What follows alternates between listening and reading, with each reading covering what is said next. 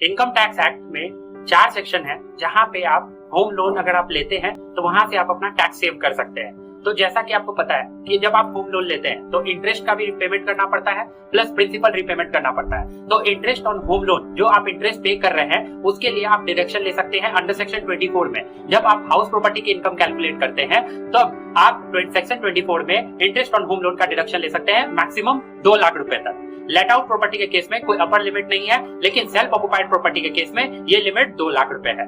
अब बात करते हैं हम लोग सेक्शन 80C में, जहां पे आप प्रिंसिपल रिपेमेंट अगर आप करते हैं तो वहां पे आप मैक्सिमम, आपको पता ही है कि 80C में आप मैक्सिमम 1.5 लाख तक का डिडक्शन ले सकते हैं। तो अगर आप कोई भी रिपेमेंट अगर लोन का कर रहे हैं तो वो अप टू 1.5 लाख तक आप अपना डिडक्शन क्लेम कर सकते हैं। और ये डिडक्शन क्लेम करने के लिए आपको एक कंडीशन फुलफिल करनी होगी कि आप अपना हाउस प्रॉपर्टी आने वाले 5 साल तक आप सोल्ड नहीं करेंगे।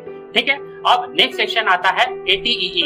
सेक्शन 80EE में आप एडिशनल 50,000 तक का इंटरेस्ट क्लेम और कर सकते हैं। मतलब आप एडिशनल 50,000 जो आप 2 लाख क्लेम कर रहे हैं सेक्शन 24 में, अब आप एडिशनल 50,000 अंडर सेक्शन 80EE में वो क्लेम कर सकते हैं। वो कैसे कर सकते हैं? तो उसके लिए 3 कंडीशन है। सबसे पहला कंडीशन है कि जो लोन आप लिए हैं वो 35 लाख से कम का होना चाहिए, 35 लाख या 35 लाख से कम का होना चाहिए, और घर का वैल्यू आपका वो 45 लाख से कम का होना चाहिए।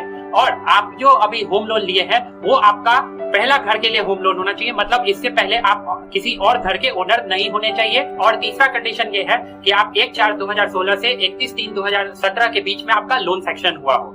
अब चौथा सेक्शन पे आए तो सेक्शन 80EE में आप और एडिशनल 1.5 लाख रुपए का इंटरेस्ट का डिडक्शन ले सकते हैं। होम लोन पे जो इंटरेस्ट लग रहा है उसका एडिशनल 1.5 लाख तक का और डिडक्शन ले सकते हैं अंडर सेक्शन 80EE में। वो कैसे लेंगे? तो उसके लिए कंडीशन ये है कि आपका लोन सेक्शन होना चाहिए 1/4/19 से 31/3/2020 के बीच में, और ये आपका पहला घर होना चाहिए, आप पहले घर के ओनर होने चाहिए। और तीसरा जो कंडीशन ये है कि आपका घर का वैल्यू वो स्टाम्प ड्यूटी वैल्यू वो 45 लाख से ज्यादा का नहीं होना चाहिए, तब आप 80EE में क्लेम कर सकते हैं। और दूसरी बात यह है कि अगर आप 80EE में अगर एडिशनल 50,000 ले रहे हैं तो आप 80EE नहीं ले सकते।